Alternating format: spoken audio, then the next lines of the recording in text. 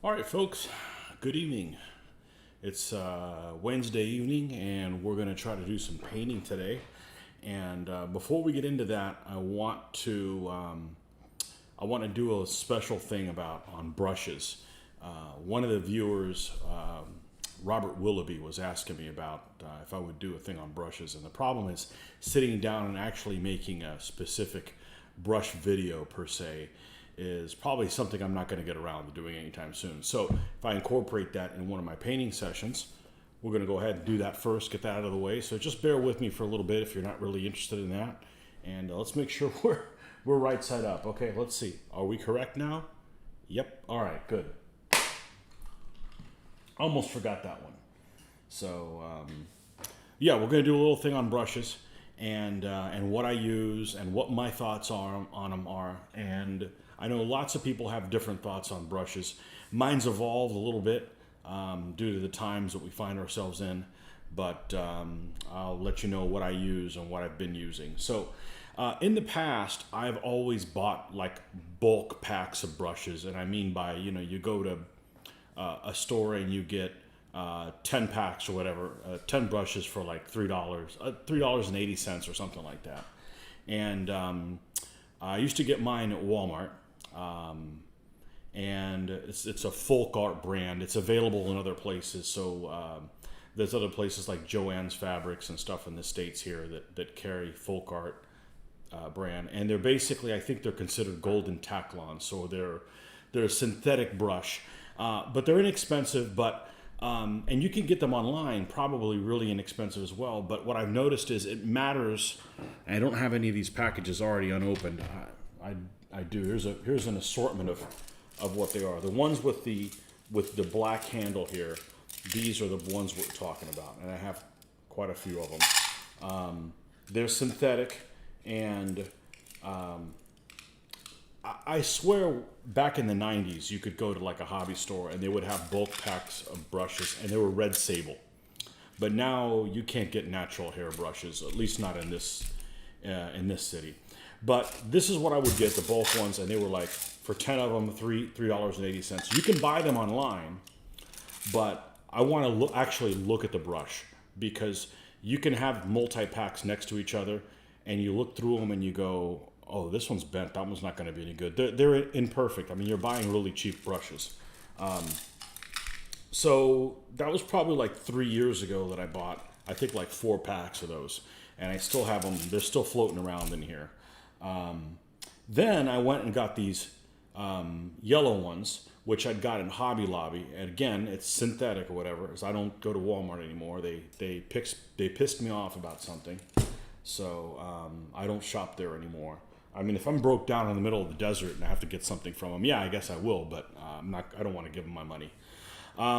So I got these from Hobby Lobby, and I got these at a discount. They're a little bit more. There was like 10 of them for like $6 or something like that. And you could use like a discount coupon, and that's what I got. The problem I ran into them is since COVID started, I'm not buying anything that's made where. And when brushes, almost all brushes say where they're made in. Like, for instance, these ones that I used to get at Walmart, made in our good friends in China, right? Well, I don't try to buy things from them anymore. If you don't know that I feel about that, then you haven't really watched my videos. Like, comes up about every video. If you guys want to, that's fine. I'm not going to harass you about it, but we all get to choose where we spend our money. So these don't say where they're made, so I suspect that's the same place that they're made, so I won't be buying these anymore. But these are fine. I mean, they're good for a while. Eventually, the end starts bending, and there's nothing you can do about it. Now, I do clean them with this stuff here, the Master's Brush Cleaner, and it works really well for getting all the paint off. And supposedly you can reshape them. I've never seen them once they get that bend in them, you just have to use them for something else. But they're inexpensive brushes, so, big whoop. But again, I go to a store that has these and look at the actual package, and go, okay, yeah, these are okay, or no, 3 of those are bent or no good. You just have to pick what you got to sight unseen. You can buy this stuff on Amazon. You can also buy this stuff made in China from Amazon. And you think, well, okay, I don't have them available in my store, which is becoming more and more the reality that we want to buy things and then stores don't carry them. But the problem is I'm not really willing to buy brushes that you don't know what the tips are going to end up looking like, because sometimes you just get one that's like all frayed, for no reason, because there's just crap quality control on them. So I had bought, at the same time I bought these at Hobby Lobby, I had picked up these also. See, this is normally $20. See if it comes up here, $20. And you get, I think there's 11 of them in here. And these look really good. These are some nice looking brushes. Royal Langnickel. But again, they don't say where they're made. So, when they don't say where they're made, what are they trying to hide? So, nowhere on here does it say in the packaging, nowhere where they're made. So, but anyhow, so I suspect these will be okay. So I've got to go through all these, which is going to take a while. Then I'll break these open. Once I go through these, then I'm out of brushes. So I'm probably going to try to get some from, so there's a couple things when I'm going to order. I'm going to have to eventually order them online, okay? Because I don't want to get ones that are made in China. I don't care if they're synthetic. I mean, they're not going to last, the end of the world. It'd be nice to get regular, like a Winsor & Newton, but we have nowhere to buy a Winsor & Newton. And I'm not opposed to buying say like a $10 brush.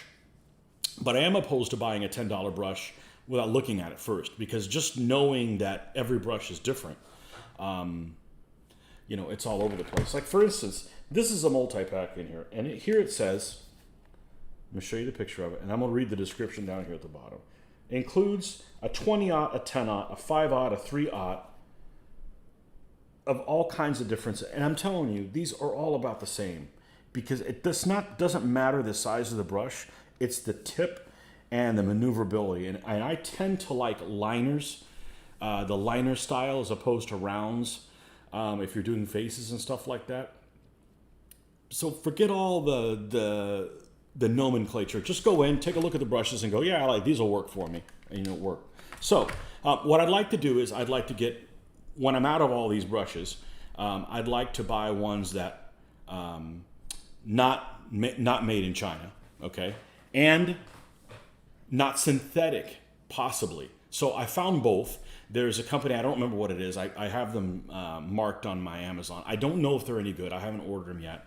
It's like 6 to 8 brushes for like $25. So it's up in price. If you're on a budget and you got to buy the cheap brushes, you got to do what you got to do. Luckily, I can, I'm not going through brushes that much. So I'm willing to give it a shot. They're made in Germany.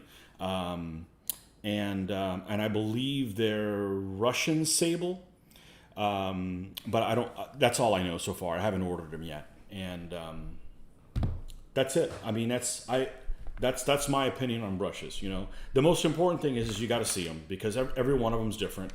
I don't have any more of these multi-packs of folk art, but you would see that you get some that are, in the same, and they come with little protector things on there. I wish they didn't even do that, because you're just wasting resources. Just putting these little protector things on here. But like, for instance, here's a square bladed brush, for instance, that came to me, and it already has one little thing that's frayed out to the side. So it's like, when I go to use this, I'm just going to cut that thing off, So, if you get ones that don't have the tip exactly how you like it, it's a cheap brush. Modify it as needed. Here's one that came in that pack. It's super, super, super, super thin. So it's almost too thin here. So probably going to have to cut some of that off before I can use it. But again, when you're paying 40 cents for each, it's not that big of a deal, So that's my thought on brushes. And you can use this. This stuff really will take anything off. Can you reshape them? I don't know. I haven't had any success with it. You may be able to shape natural hair brushes, but these synthetic things, they're just mass produced to just get them out the door, you know? So anyhow, Robert, I hope that was useful for you. And I wanted to go ahead and do that while I was thinking about it because you mentioned it in the last couple of days. And hopefully it helps you out. I know you're kind of in, I think you're in the, one of the, you're in Estonia, I believe. So you may have to Amazon them where you're at. But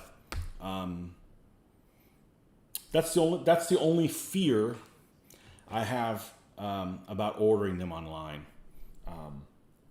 I'd be a lot less leery of ordering a multi-pack online because you're going to get at least 5. If you order a multi-pack of like 10 brushes, you're going to get at least 5 that are worth a damn. That's the reality. So you just have to decide, you know, is it the kind of budget that you want to spend on it? So anyhow, that's it for brushes. Let's get down to painting. Nicholas Vaughn.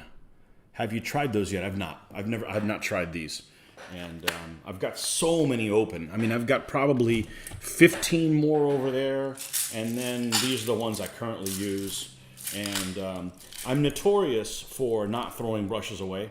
So I think the last time I had a big cleanup, I threw away brushes I probably hadn't touched in 10 years. But you can always find something less important for them to do. Like if you have a face brush and it starts like misbehaving when you're doing faces, get it to do like all the overall color on the horses.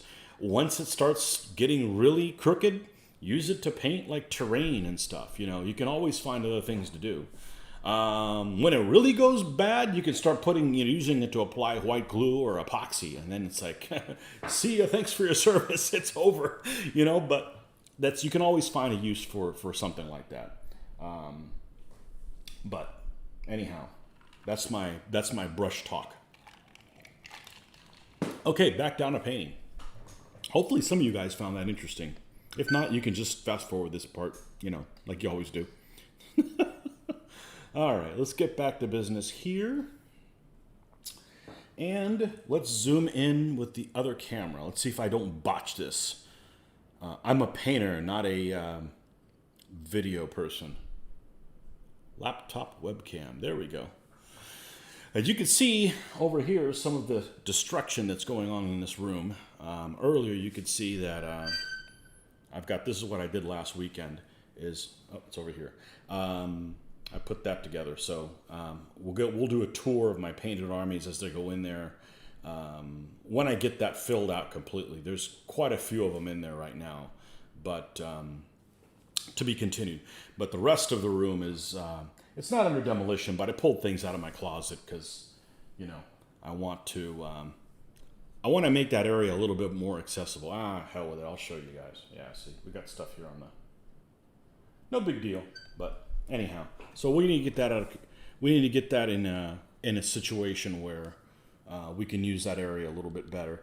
Because it's not that my closet was that disorganized, but I want to be able to reach things. It's not like, oh, okay, I can't find where that is. I got to move 4 things out of the way to get to one. You know, I don't want to do that. So, all right, let's go back to my other screen where I can see who's commented on something, if applicable. All right. Now, I think I have an issue I need to deal with here on my wet palette, and I do. And I am not a health nut by any stretch of the imagination, but see this stuff here? This is some mold. This is some mold that has been on the top of this thing because it's been enclosed. So I'm going to take a little break. I'm going to go take this off. We're gonna wash this pad with some antibiotic soap, antibacterial soap, antibiotic soap, and I'll be right back because I don't really want to. It doesn't smell that much, but yeah, I'll be right back in about 3 minutes, and then we'll put a new pad on here and get rolling.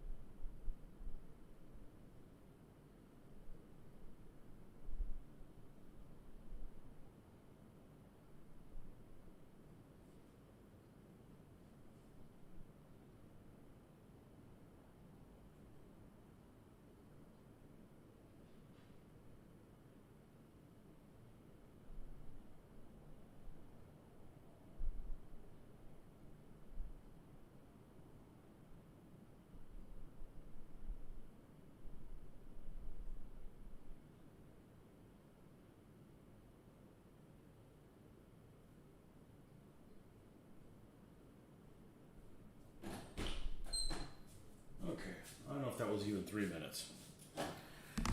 One of the things that was on my shopping list for the conventions this year is get more of these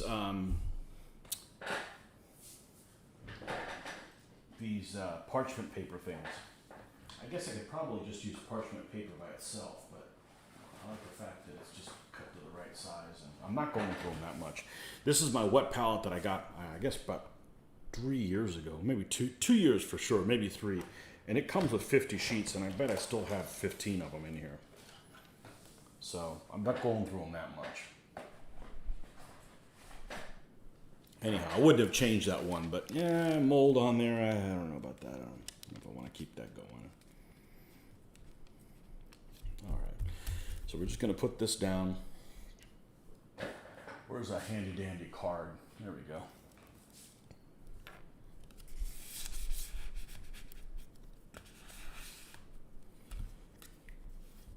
Just rub it along the edge. And it should stay down pretty well. And this doesn't have to be ironed out perfectly. Oh, look, there's still some soap here. Told you I use soap.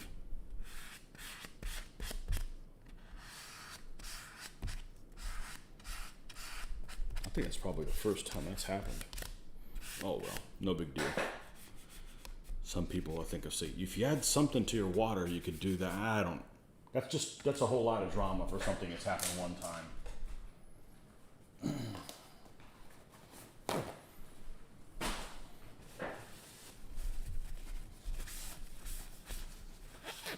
That's too much CYA. We need to keep that in the workplace. Screw CYA. All right, so where were we? Right, well, of course, we need to get the usual suspects out here. We need to get black out here and white.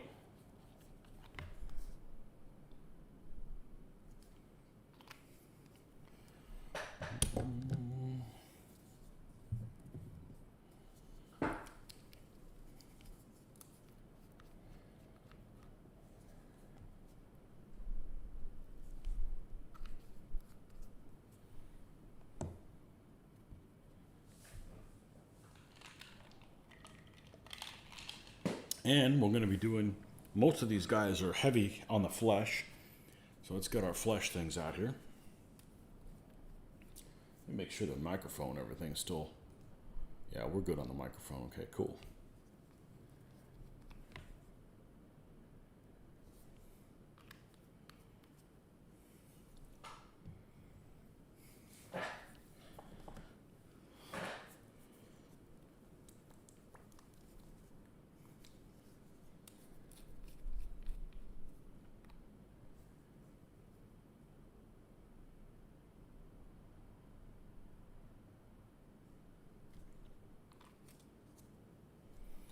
All right, now to find what brush I was using. We were working on this guy here. We're still doing most of his base flesh color. So that's what we're going to pick back up on. So I suspect it's probably one of these brushes that's right here. Let's put that away so we don't stab ourselves. I believe it was this one. Yep.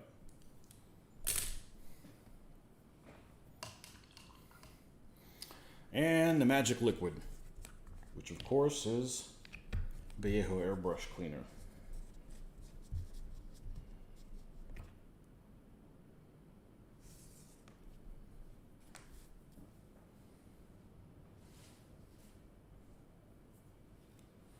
All right.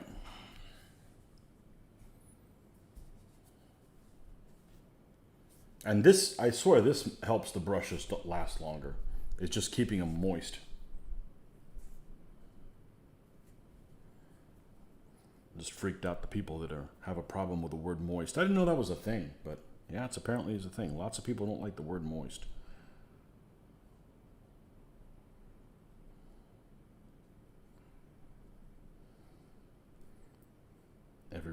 Everybody has words they don't like. I don't have a problem with moist. I don't like commune. It makes me reminds me of something else.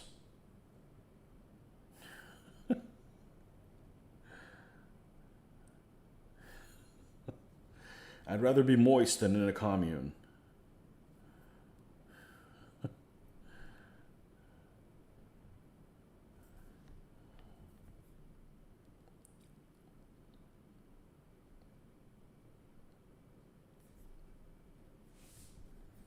All right. That's about where we were last time. We were working on this guy who's a unique figure. There's only one of them. We're painting this batch of 14 figures that are going to be on the Horde stand. And it's taken a long time getting through them. I haven't been able to paint as often as I'd liked. So...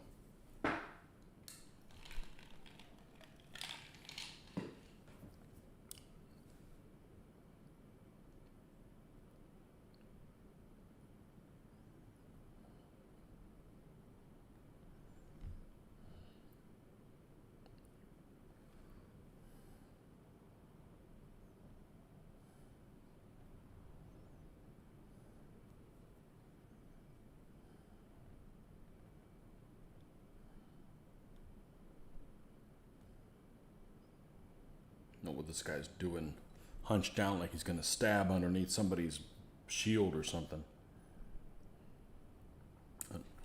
Good old Essex figures. They paint up pretty well.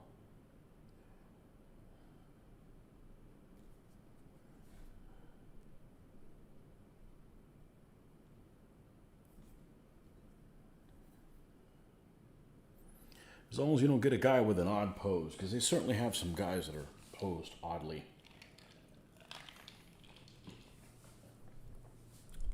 Which, as I said before, I don't necessarily have a problem with it, as long as they give you a multiple amount of poses. Like, I got some cataphracts or something like that. I forget who it was. I think it was cataphracts. I got some cataphracts that all the riders were exactly in the same pose. They were in this pose, they were standing like this, looking to the left, and they had their lance held straight out the other way. Like, I don't want to have anything to do with this lance. You know, I didn't like how it treated me last night, okay? And that's okay, but every rider is in that odd pose. And then the horses, I think, came in two. They came looking straight up or like feeding. So, you know, it's all right to have those mixtures of poses, but when you have something that's kind of weird or a pose that's difficult to stand in it for a long time and everybody in your army is in that awkward position, it just kind of looks weird. So you're doing pretty much the same thing now with 15mm World War II, wet palette and everything. Excellent. World War II. I haven't painted World War II in a while. That used to be my go-to stuff. That's all we used to game was World War II. Before there was any 15mm World War II. So all my World War IIs in 20s. And it was micro armor as well. But I got rid of those. Infantry isn't very exciting in micro armor scale. Usually anything like that, the rules for the infantry are just very like rudimentary, just like, just get it over with. And you want to play with tanks, so just, you know, just push them off to the side. And I'm about combined arms. Everything's important. So my skirmish World War II stuff's all 20mm. And fell in love with the figures when I saw them at a store that we used to go to. We used to do 1/2400 scale naval, and went to this store in the early 90s, and they had these 20mm World War II skirmish figures, and every figure was different. So you'd get a pack of like 8 figures, and all 8 were different. And that just suited really well for the kind of gaming that we were doing at the time. And I just got hooked on this, on the 20s. I had no regrets. You know, it's great for buildings and all that kind of stuff. And I got more than I'm ever going to need. So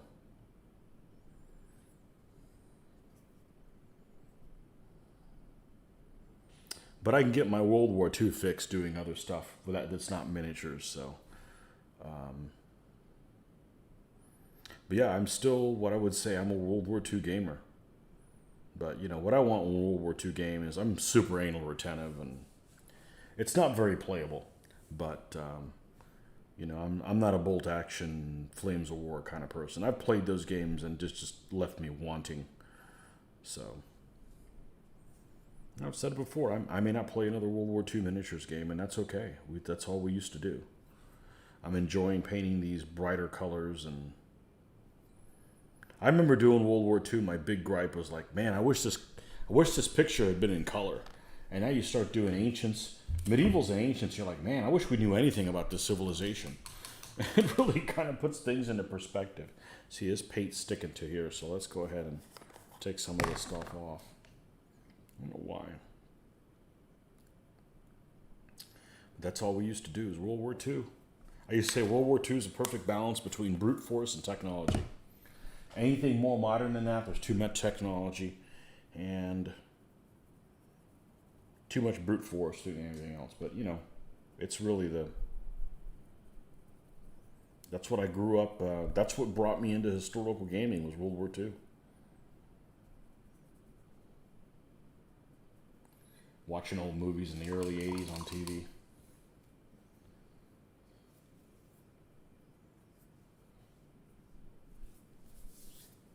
Okay. See if we can pick up where we left off here. Let's add a little bit more of this core color.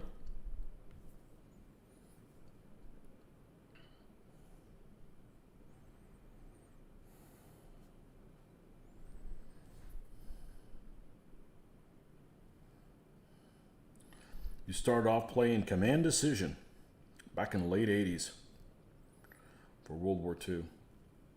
And as a matter of fact, I came across those rules the other day when I was cleaning out my closet. Still got them, that and a couple of the command post quarterlies, and played a lot of 1 to 5 scale type thing. Like a Panzer battalion's like 10 tanks.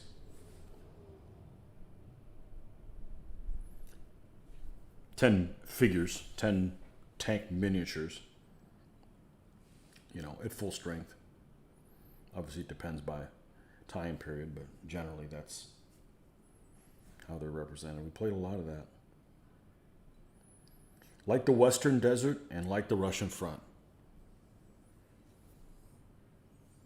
I actually came across somebody the other day that said they didn't like the Western Desert, which I thought was funny because I think it's... I had never come across anybody who didn't like the Western Desert. I thought that's the perfect... There's lots to like there. There's lots to like.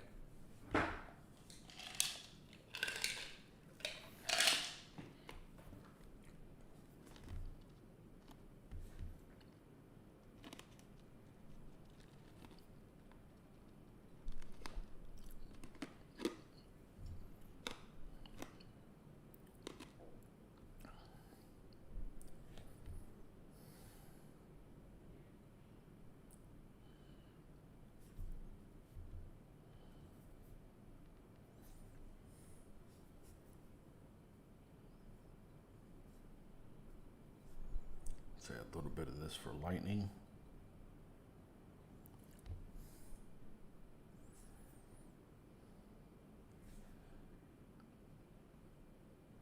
Especially if you like tanks.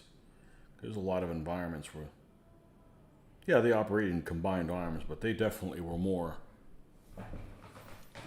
You could make a case for more tank-on-tank stuff without infantry getting in the way in the Western Desert than you can pretty much anywhere. If that's your thing.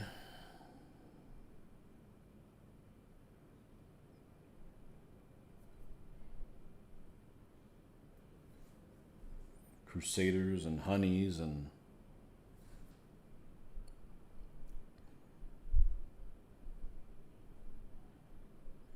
all that kind of stuff.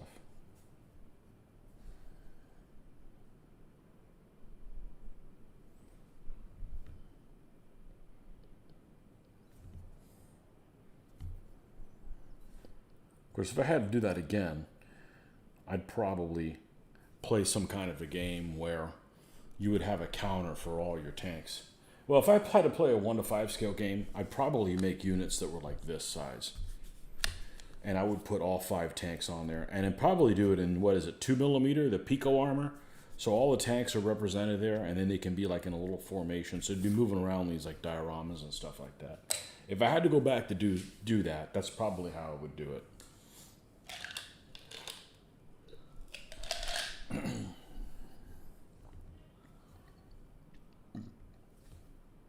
I've done the operational stuff before. All right, I think I need to switch brushes. This one's a little bit too big.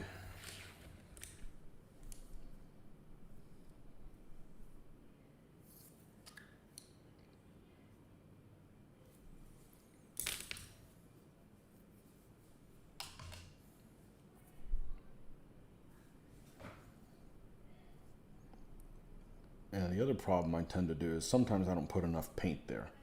So there's just not enough paint to mix in with it. Which is really kind of dumb because I'm going to waste most of this paint anyway. So it's not like I need to use... I'm trying to be thrifty with it. There's always more paint that gets put on here that never gets used. All right, let's do this now. That's too bright.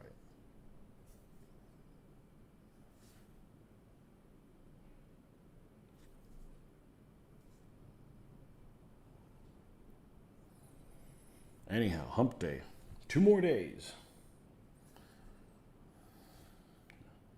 Let's hope the next 2 days fly by.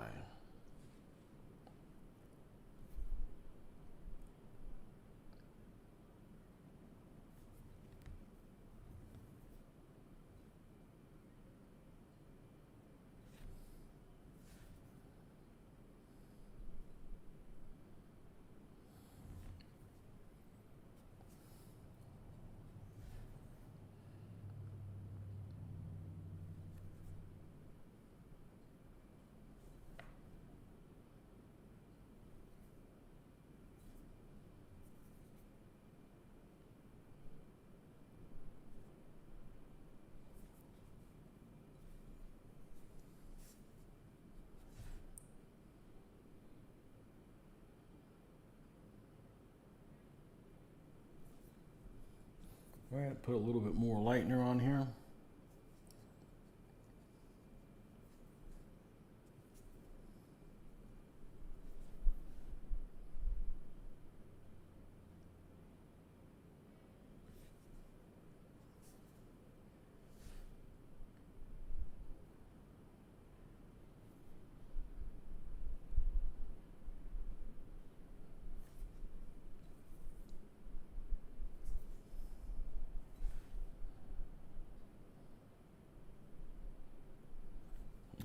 See, this brush has a little curve at the end too. I don't know if you can see that. So I've been trying to work with that. I'm not really doing a face or anything super precise, so. Rid of that.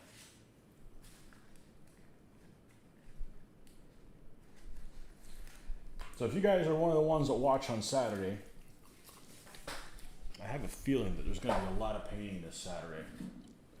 So stay tuned.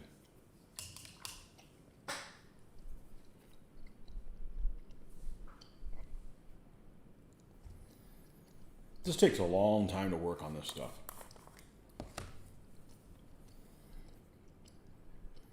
I could rush it, then I wouldn't be happy with it. Then that's the quickest way you get me from not being interested in painting, is not be happy with the results. When I'm not happy with the results, I just don't even want to do this. Like, shit, I can just not paint and not be happy with the results.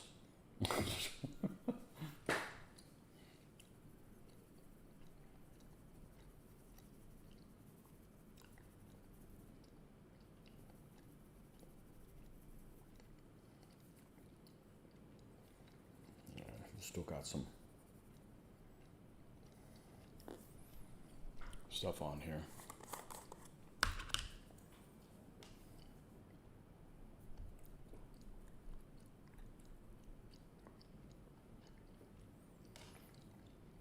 You know, another thing with cheap brushes is you can't spend a freaking day cleaning the brush. Because, you know, why'd you buy the cheap brush to begin with then, you know? And like I said, once they start going south, there's really no fixing them.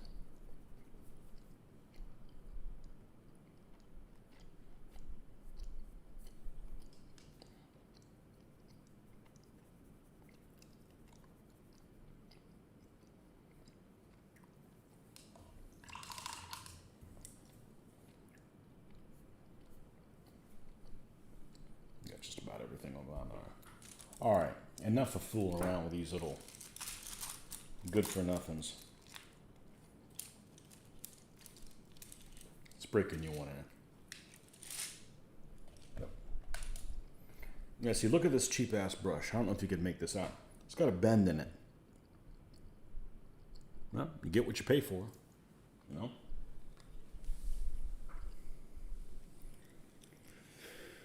Do you use rules for games larger than DBA? No, I don't. No. Field of Glory? I don't know anybody who plays Field of Glory. I play it on the computer, or I used to. And stopped playing that. It's taking up too much time.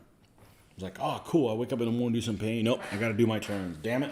There goes an hour and a half. Oh, painting time's over. Can't get painting done.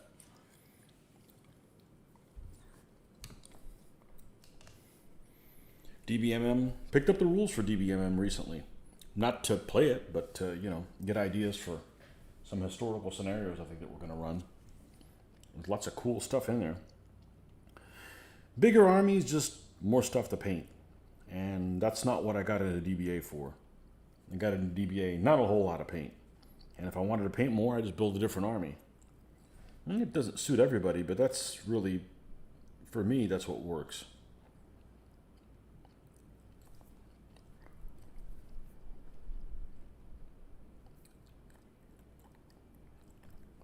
I did play a cool game the other day.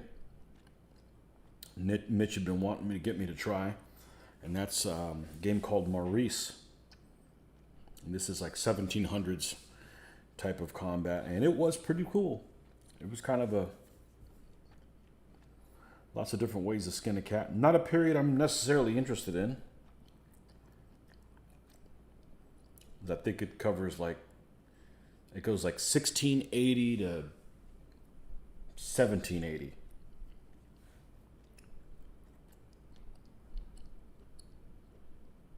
But it was a cool game. Not cool enough for me to say, hey, I'm going to go build an army of that stuff, because, you know, I don't want to get spread too thin. It's bad enough that, oh, you know what we're going to do Saturday? If I'm going to have that much time to myself, I'm going to do some gasland vehicles. I talked about it last time, and then I couldn't find them. And now I found them. I knew where they were. It was just I didn't want to move 20 things out of the way. Well, now they're up in front, so. We're going to paint see if we can rapid paint some gasland stuff. Rapid paint for me means paint it in 3 hours.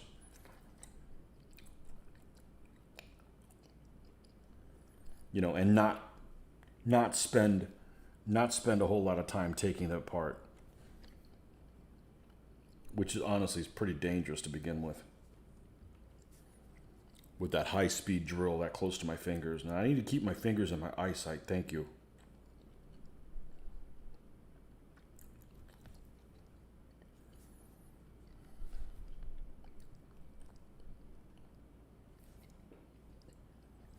Maybe we'll do that.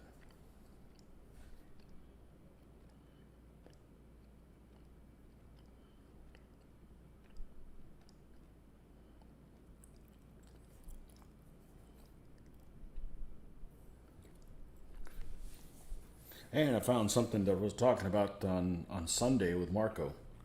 Talking about dinosaurs. So if Marco pops in here, let me know and I'll show you some stuff.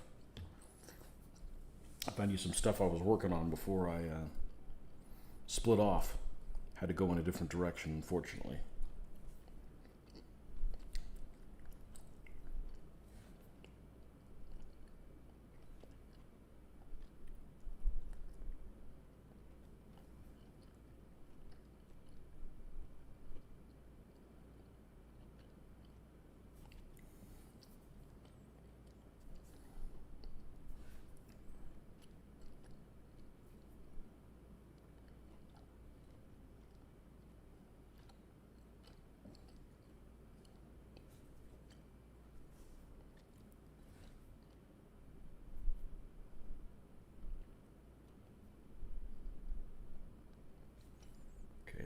bit brighter, and then we're done.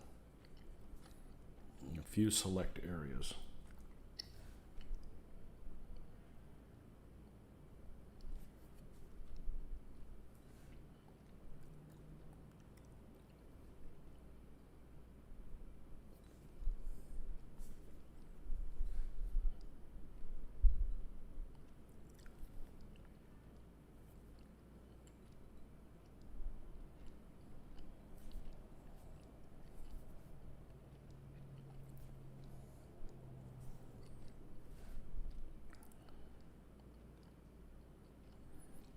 Yeah, lots of people like those bigger battle games. That's not me.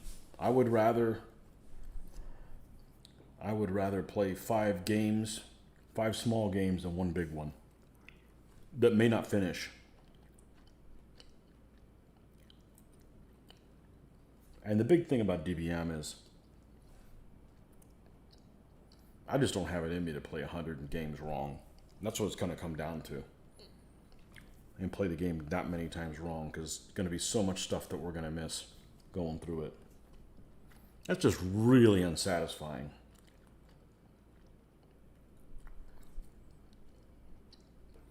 All right. Got his blade close to his face. Let's go ahead and mix up some of that metallic color. Where's the base? And what time is it? 8? I should be good till 9. Should be. I've been informed I should be good that long.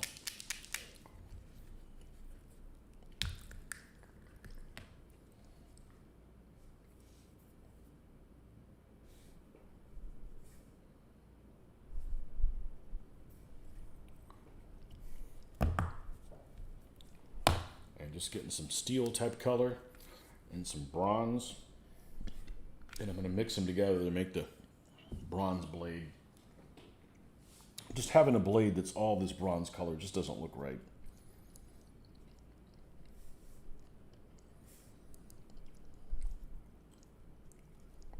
Doesn't look right to me.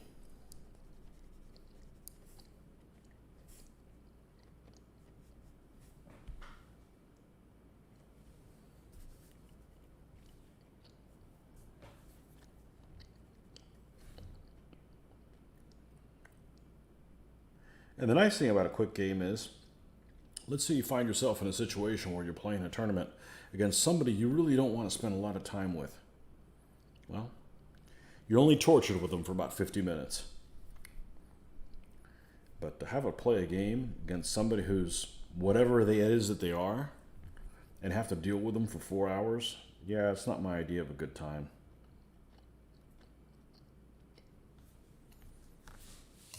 That's not my idea of a good time. And like I said, I haven't encountered that much. Playing DBA, oh, this wasn't the one I cleaned. That's why. It's behaving totally different. I'm like,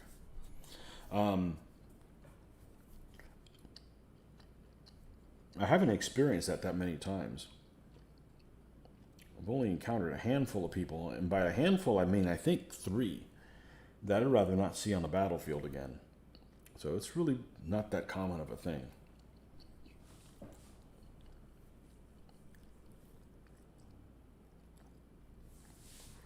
Okay.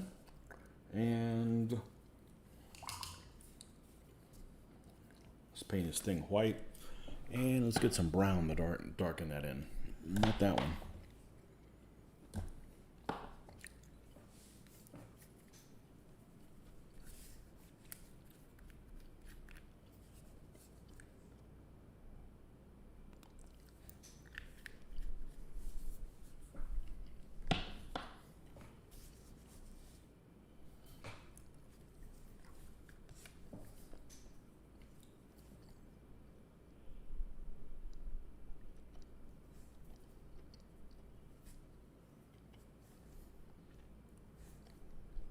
We got the paint doesn't take long to coagulate. Seems like white is the first one too.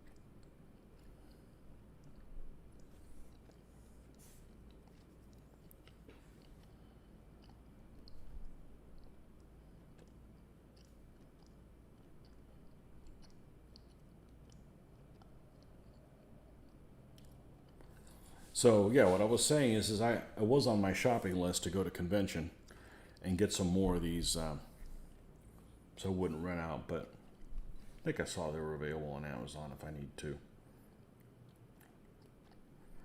They last a long time, but nobody wants to pay for shipping. Not when you can pick it up.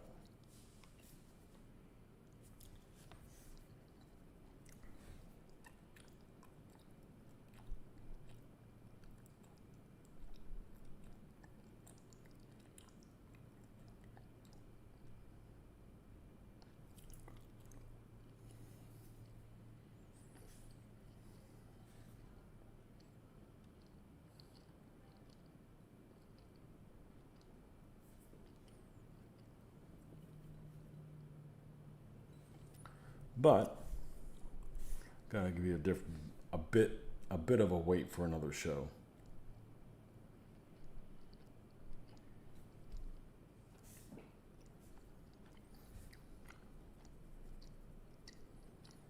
Well, like I said, I probably have enough of these things to probably last me a whole year. Last me long enough for the show situation to straighten itself out. Hopefully.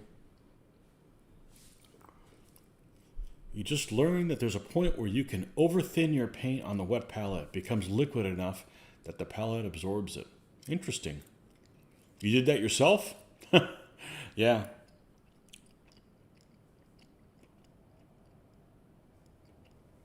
Yeah, the wet palette is almost like a time saver for me. Because what I was using before was just using like a little piece of, just a little square of like plastic and just mixing on there. But because what you don't want to do is get some custom color mixed. And then before you even start applying it, it's already drying out and you have to remix it again. And it's not, forget how much paint you're wasting. It's, you have to stop what you're doing and remix it again. And, you know, that's kind of annoying, but I'd made my first wet palette out of a box that I had. I had this box growing up. I want to say it was from like it probably predates me. It looks like a Tupperware from the 1960s. It predates me. And I used that. I put a sponge in there and some parchment paper, and that worked pretty well, but it was bulkier. It wasn't as big as this.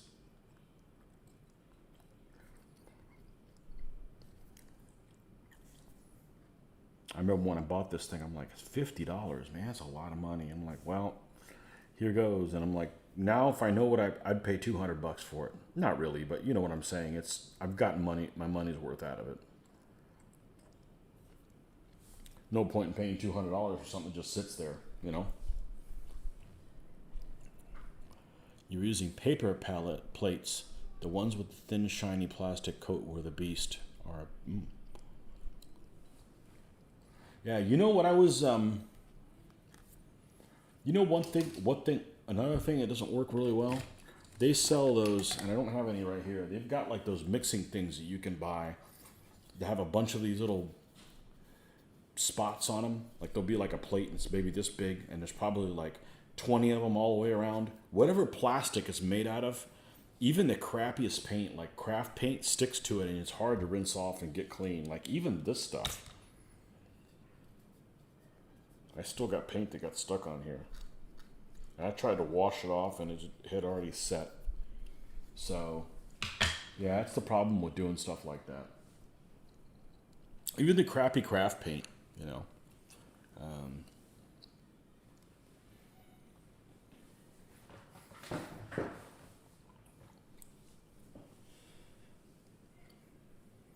Dirk, no game on Monday. No game. Well, yes and no.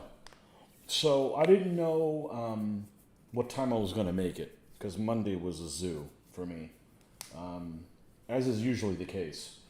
If we're busy on every day, it's on any day. It's going to be on Fridays and Mondays. It seems like this whole week has been a zoo, but Anyhow, so I did show up, and we played a game of Maurice. Joel was in, and Joel and Mitch had played this game quite a bit, and Mitch wanted to show it to me because he said that I would really like it, and he wanted to see, playing it. Joel's trying to get to the point when he's finished with his Napoleonics, he's going to jump on. I think he said he was going to do Wars of Spanish Succession, Marlborough, and so forth. So I played the game, and we just used Napoleonic troops instead of it to kind of do it. And I really liked it. It's definitely... I want to play it again soon before I forget everything that I learned. But it's a cool game. It's not a time period that I'm particularly interested in because it's like 1680 to 1780. So it's kind of in that it's a tricorn period type game pretty much. And not really my thing. But it's a cool game. It's definitely a cool game. There's some cool concepts in that. So that's what we played. We played that on Monday night. So because Joel was down, and he comes every Monday, but he usually leaves around 5. So he leaves about an hour before I get there. And this time he stayed until reasonable time. Yeah, he's got to drive about an hour and a half, and he doesn't want to drive an hour and a half, something like that. And he lives in the middle of a forest, so he doesn't really want to be on the road that late. So, I mean, I get it, but I also get that, some of us work on Mondays, We've had the whole weekend off, and can't play then. Got to play on a Monday. Oh, man. Anyhow, so that was a cool game. That's what we did instead, so... Maybe this coming Monday there'll be another game. We will see. I honestly didn't think I was going to be able to make it over because the point is just some days are just too much. I got to do too many things at my job where I'm like, okay, do this by this time and hurry and do this and that. It's just that point. It's like, I don't want to rush just to try to get there at a certain time. It's just easier to just say, I'm not going to go. I don't need that added stress. So that the one that uses cards it is. And it's neat. It's neat. It's very, very neat. Now, if my hero Dave Alsop had made figures for Old Glory, and he had cast those figures for that period, I'd be seriously tempted about doing it because I love Dave Alsop's work, but he stopped at Napoleonics, and I don't need to do any Napoleonics. I'm good with that.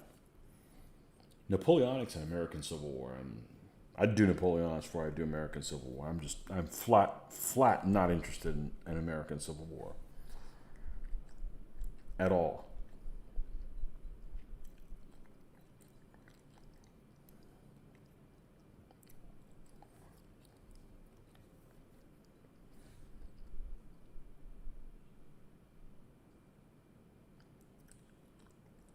But that's a cool game. It's definitely a cool game.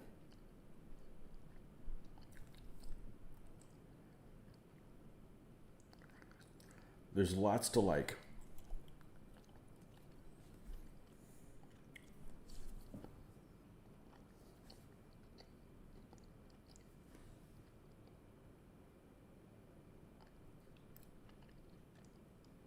Played a board game of that period a couple years back.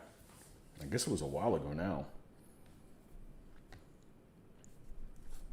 Geez, almost 10 years, more than 10 years since I played that board game. Wow. The board game called Maria. And I remember playing it one time. That's a cool freaking game.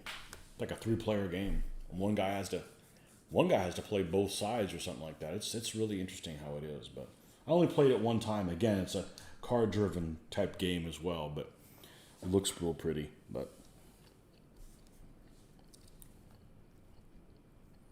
anyhow, it's a cool game, even using Napoleonic figures. For, guys that were trying to represent people that were 80 years beforehand.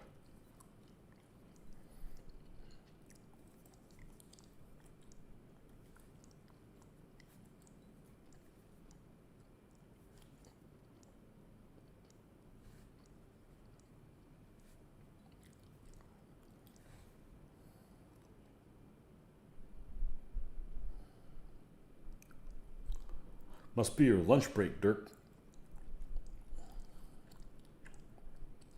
Or as I like to call it, holy hour. Don't ask me to do anything during that hour. I'm contemplating. I'm restfully contemplating.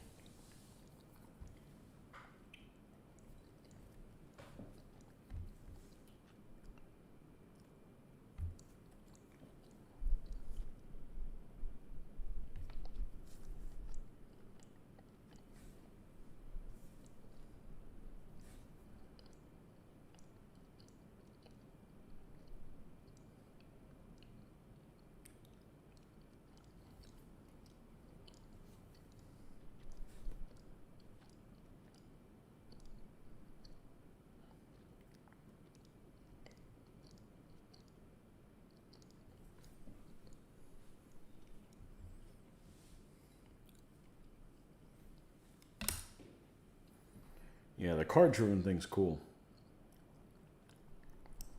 Definitely makes it unique.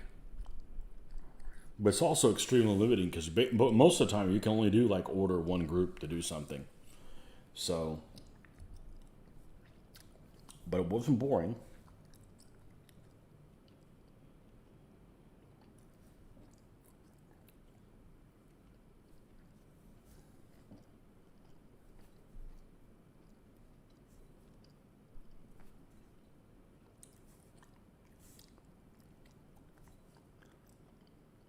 Which is probably the most important thing in a rule set is that you're not bored. Some people are like, oh, I need to win. It doesn't matter if you win if you're bored. Well, it doesn't matter to me. It might matter to somebody else. Your evening painting is my lunch hour. Your morning painting is late at night for me. Hordes of the Amorite things. Welcome, my favorite Martian. I was going to say something about you the other day. What was it?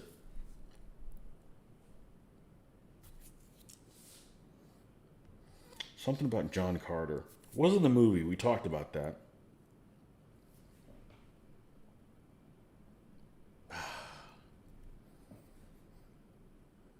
happens to all of us. It's just happening more often than I thought it was. Well, it wasn't that, awesome. If it was awesome, I would have remembered what it was.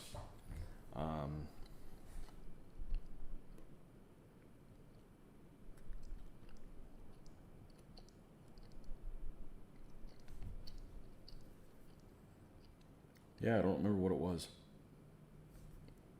Something about...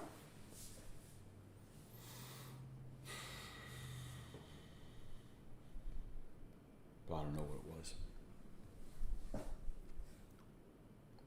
Obviously it wasn't that important. Okay, I think this guy's done. Who's that? Number 5? 3, 4, 6. Only 8 more to go. Whoopee! What was it? Oh, well. It's not like I've been thinking about it all the time. I just remember that the last time I was painting, I was thinking about it, and you weren't on at that moment. Okay, there's 3 of these guys. Let's paint the other individual dude here. You like the DBX single die. Not a great fan of cards, special dice, or handful of dice. The coolest thing about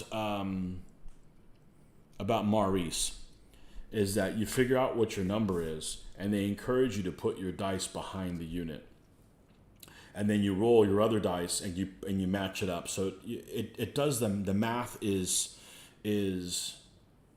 less painful. I don't know. I didn't explain it right. It works really well.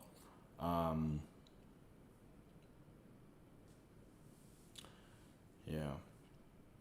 I liked it. I liked it a lot. I don't like cards because I don't think cards are a good card shuffle. But the thing about the cards is the cards split. It has a number, and the bottom is like an event or something else. So you can play it as the bottom or you can play it as the top. The problem I don't like with cards, it wasn't too bad in that, is like a game like, what's that board game everybody loves except me? I know it doesn't really narrow it down. Catan, no, it is Catan. I'm never playing Catan again. But that's not the one I was thinking about. The World War II squad leader type game that everybody loves. I forget what it is. That's card driven. That doesn't have any tanks. And that particular one, you've got a card, but you don't roll any dice. And that's where I'm out. You know, you use the card as the random generator because you've got like an event. You can have an event on there plus the value of the card. And also at the bottom of the card, there's like numbers that are almost like your die roll. And no, I'm not playing that. I'm not doing that. I want to roll dice. If it's one dice or two, you know, it's not, no, not Memoir 44. What is it? It's made by the New Avalon Hill. Well, I'm forgetting everything these days. GMT. It's GMT's,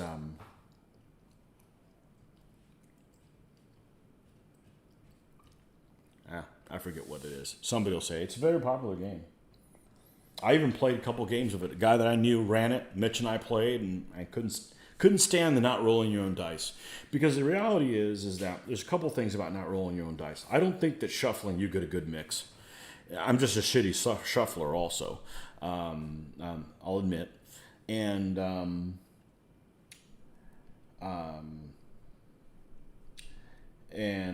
worst thing is because not only do you get to see what the card does, if you're using it for the card, you might have something really card, like you might have a cool card that says like Stuka attack, but you don't get to see, you just get to use the random number at the bottom. So you're throwing away cool things at the top and seeing what you throw away as you're using the random generator at the bottom, and that really rubbed me the wrong way. It's not my thing, you know. I'll find out what it is right now. This is going to drive me up the frickin' wall. Everybody likes this game except me. GMT games.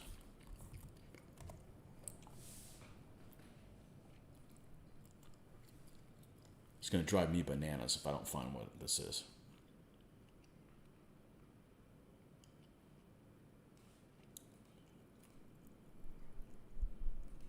Let me go to bestsellers because it's a popular game.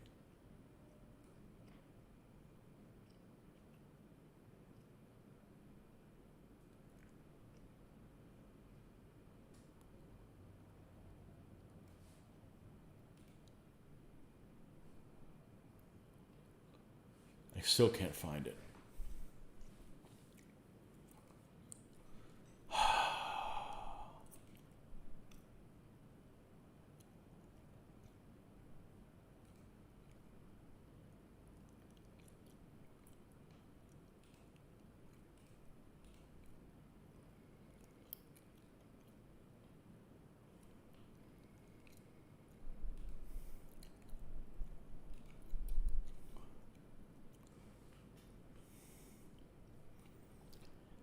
There's so many expansions for it.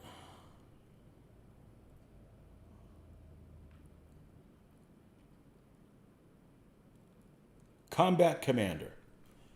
Combat Commander. That's the game. I dislike Combat Commander. Sorry, I want to roll dice. There's a guy I used to play Advanced Squad Leader with. Okay, I played quite a bit of Advanced Squad Leader. Well, not by DBA standards, okay, but I played a lot of it.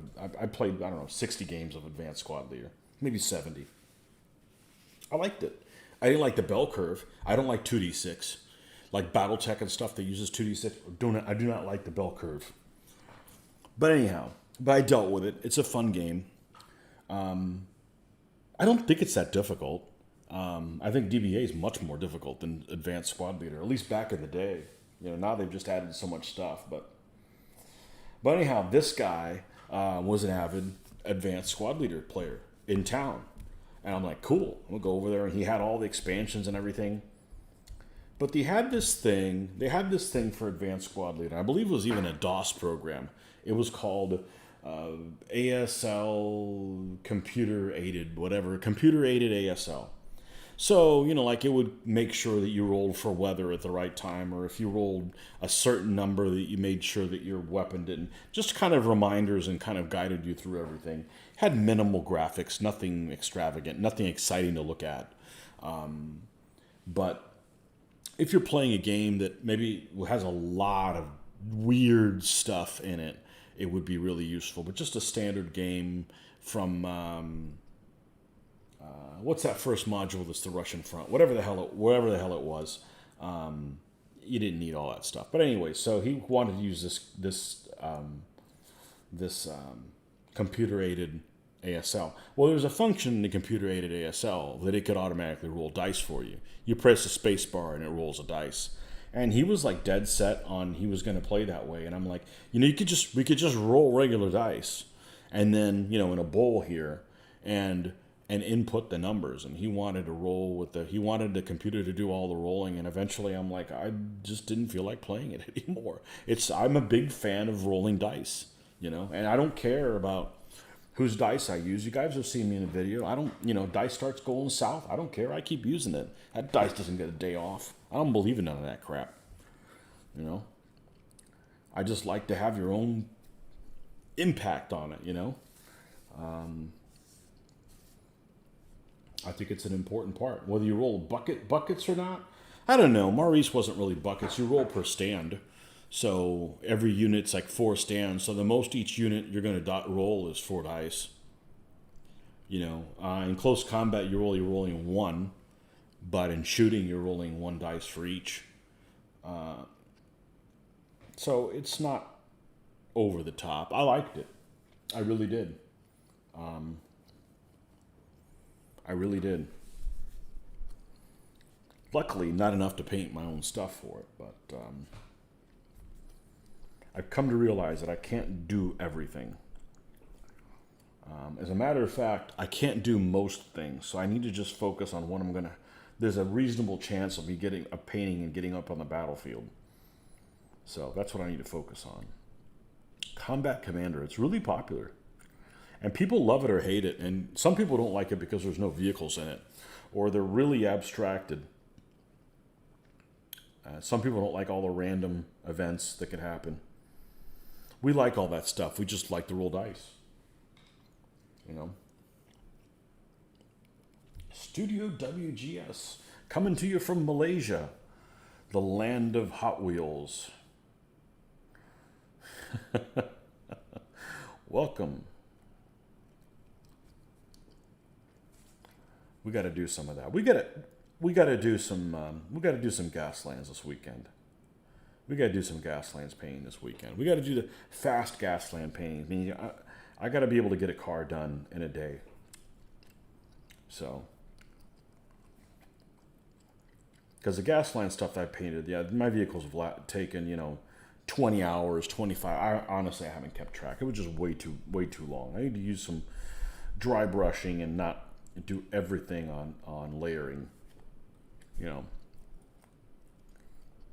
because I got to get a lot of painting. I got to get a lot of painting done. I want to make all the cars for us, and then I'm gonna put them in sleeves. They're gonna be pre-designed, and then when it's time to play, you just randomly pull, see what car you're gonna play. And that way you're not used to, well, I always play with a minigun, or I never use this or that or the other. It's a cool game, but kind of be the equivalent of how we mix up the themes playing DBA, where you never play in opens.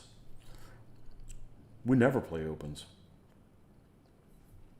Used to, that's all they used to do is play opens, and then everybody would show up with the same crutch army. You'd give yourself a crutch, so it'd be like, well, like for instance, for me, it would be like, I always take an army that would have 4 shooters. So I like 4, 2 on each flank. You have a say in it anywhere you're at it. So it's better to play outside the box a little bit and challenge yourself. So, but I did come across where my Gasland cars are, and one of the ones that's first on my list. Let's see if I can. They're handy here, aren't they? Yeah. I have a bunch of them too. I bet it's made in Malaysia. And the funny thing is, there's some really talented people that do Gasland stuff. Really talented people. But then they'll do stuff like, they'll come up with this cool car and they'll say like, you know, I need a name for this thing. Can you guys help me? And I'm like, dude, you're supposed to name it before it's built. That's the way I operate. Like this one right here is one of these tuned vehicles. Okay? This one's going to be called Motor Mouth. Okay, so it's got a freaking motor bigger than God on there. But I don't want to take this thing apart. I may have to because it's got a freaking silver interior. Chrome interior. So, but it's made in Malaysia? I bet it is. Yep, made in Malaysia. 69 Dodge Daytona. Yeah, so we'll it's cool that almost all the vehicles say what they are on them. Just for yucks. Here's another one.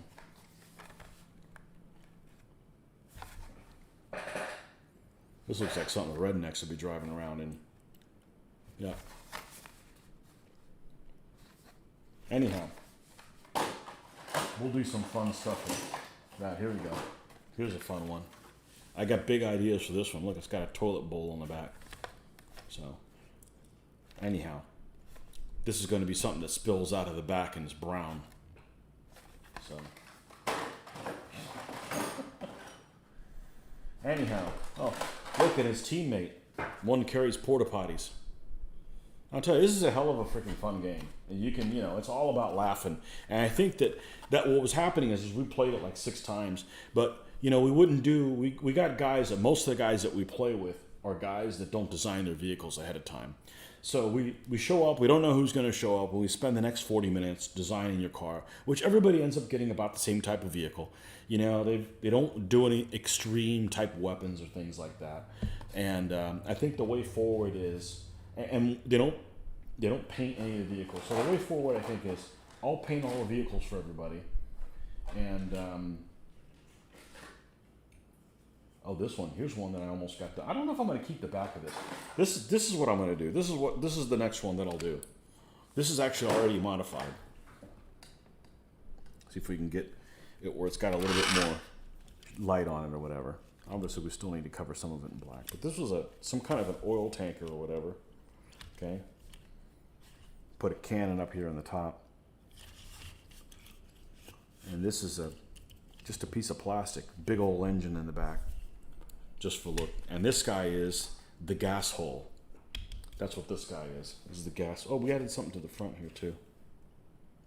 Yeah. I forgot I'd done him. Yeah, well, I could just start rolling with that one. Any other ones I got already built? That may be the only one. That's the one he's going to do next. Anyhow, yeah, this is just some of the vehicles. I literally have a metric ton of them. So the only thing I don't like about Gaslands is I don't like their fluff story. I don't like their fluff names of their teams. I think they just don't suit me.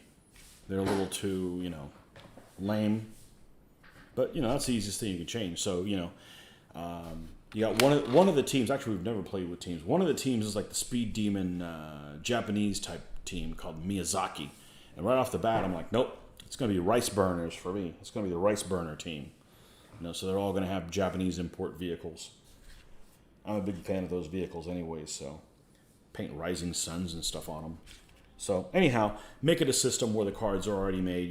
Either make them in like 30s and 20s, so when you play 50, you get 2, or maybe a 50 or a 30 or a 20. Where the vehicles are pre-made, and then you just pull what it is, and that's what you got to play with. That way you can experience some different stuff. But yeah, the gas hole, yeah, to be continued. We'll leave him out here, so I'll remember to do him. I forgot that one was done. Building Gasland cars are a joy in itself. Yeah, I got to do it backwards though. I think I need to build them. As I've got a couple of vehicles, but it seems like most of the people that build them when they go to play, it's not what you see is what you get. And I want to do what you see is what you get. So the only way to do that is pre-build the cars. Like, okay, we've got This guy here, I don't have any guns on him yet, but he's detailed all the way up. But I don't know if it's clear coated or not. But this is one of my Mexican gangsters, and this is going to be the jalapeno popper. This is the color that it came in, so we're going to put some rocket launchers or something like that. But I need to price the thing out so that it makes sense. But this one does come apart, doesn't it? Did I paint the inside of it? I'm sure I did. Maybe I didn't. Yeah, I did. I see it. I guess I glued it back together. That's unusual. I usually leave them unpopped. Anyhow, so yeah, I got this one. It doesn't take much. I mean, all you got to do is, you know, the whole grill and everything on here is completely chrome. Is just add some dark wash and add a color that's not bright as hell. Paint some taillights, and that little bit makes a big difference. And yeah, here's another one. And then my Tantrum, the Mustang, tuned the Mustang. All I did on this one was just paint the engine. Paint the engine and the chrome parts, and then gave it some weathering. Painted the windows. You know, obviously I didn't paint any armor or anything on it yet. This was just my test. This was the first one. I wanted to see how that wash would work on it. Get it in the roots here. You know, but it ain't even something just basic, just so it's painted, so it's a painted vehicle. Put some guns on them and stuff.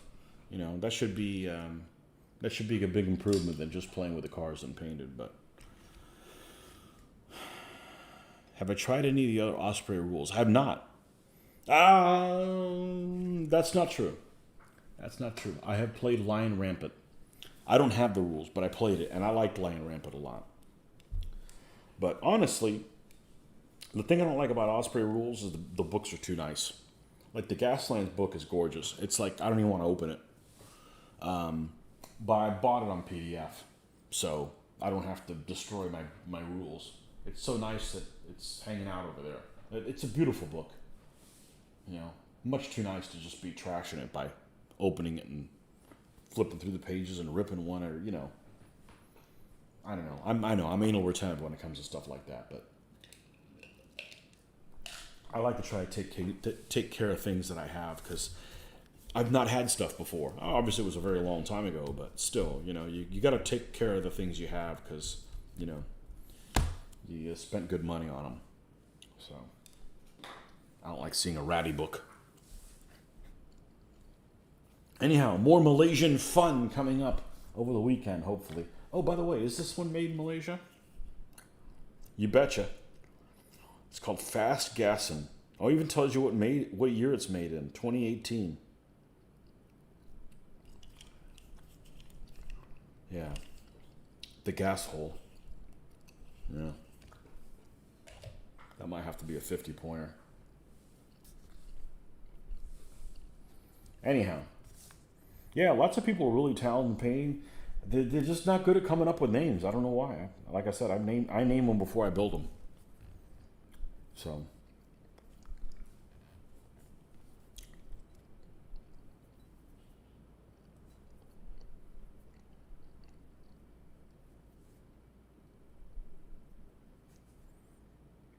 But I don't like the fluff story of that the author has of the teams and stuff. Doesn't work for me, so we'll just rename them.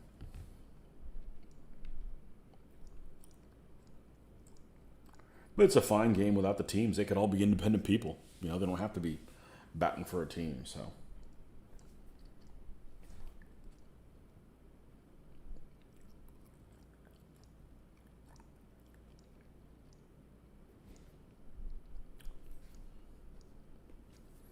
That's my 2022 goal, is to have, by the end of 2022, have enough of those that we can just play. Because I've got a nice play mat, never used it. We've just played on DBA mats, so to speak.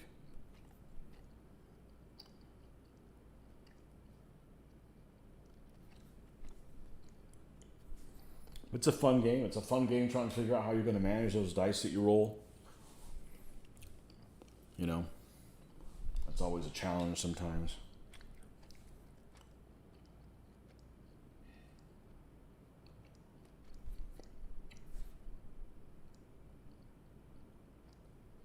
I got a lot more vehicles. I've got, I don't know, probably 30 more vehicles or 40 more vehicles. They're super cheap.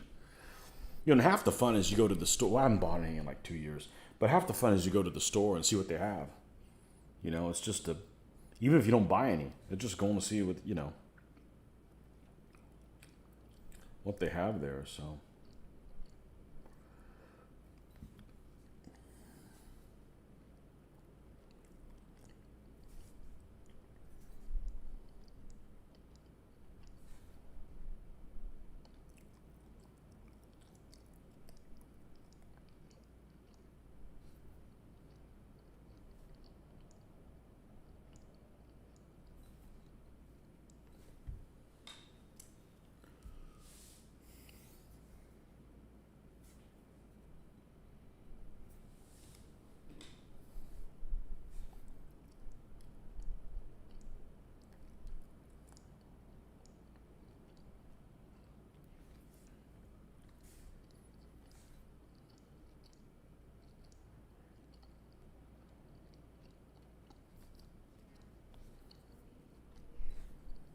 But what makes that game really interesting are the dice, those skid dice that you roll, because you can't do whatever you want. You got to do whatever you have to deal with the consequences, and sometimes the consequences.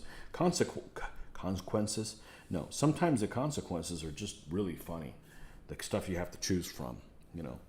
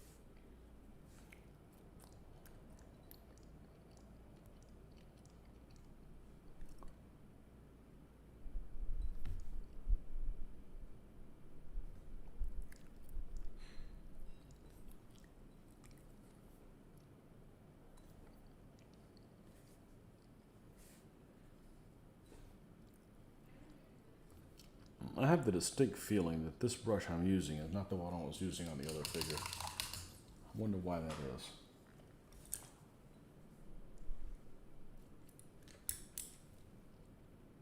I think it was this one.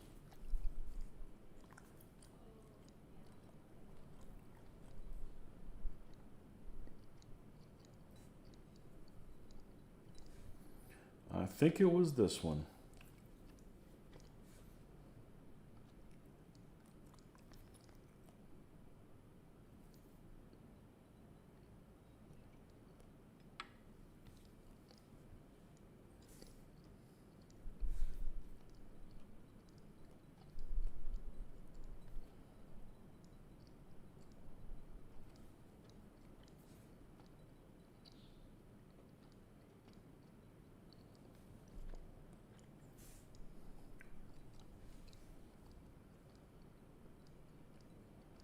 But yeah, we'll do some of that this weekend. Especially if I got a lot of painting to do on Saturday, I can at least knock a guy out.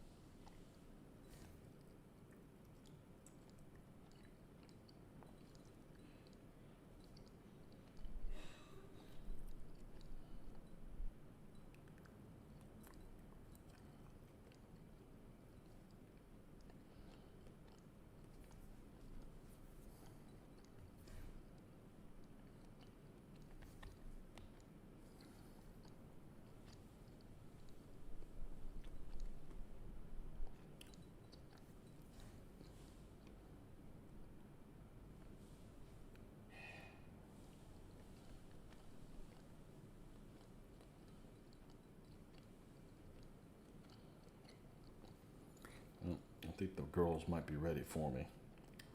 Let me see if I can wrap this up and then. How long have we been on here? An hour and a half? Damn near. You have no idea how they make them so cheap. You mean Matchbox cars? Well, hopefully it's not slave labor. But I don't know how they're that cheap either. I mean, sometimes they're 88 cents. That's like damn near free. You do have to ship them across the, you know.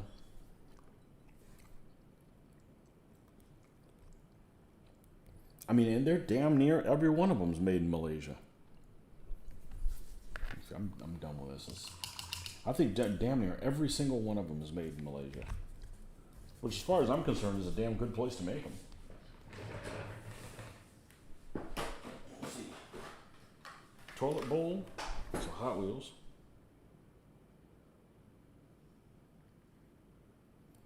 Made in Malaysia. What about this one? This is a Matchbox, isn't it? Matchbox. Well, they're not owned by the same company now. Made in Thailand. Ooh, competing. Your neighbor. Maybe that's what it is. Maybe the Matchboxes are made in Thailand. Is that a regular Matchbox? Yeah, this one.